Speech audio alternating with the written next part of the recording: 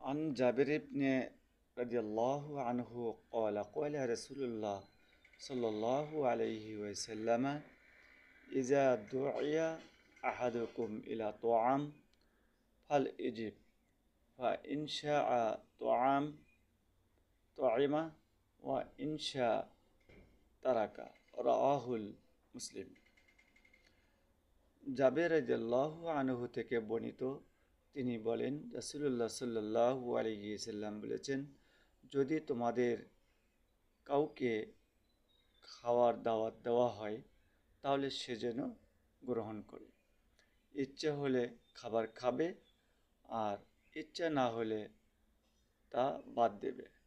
মুসলিম শরীফ। মাসালা হচ্ছে যে ওলিমার দাওয়াত সাধারণ লোকদের দাওয়াত দেওয়া হয় না, শুধু গণ্যমান্য ব্যক্তিকে দাওয়াত দেওয়া হয়। সেই ওলিমা অনুষ্ঠান আসলে নিকৃষ্ট।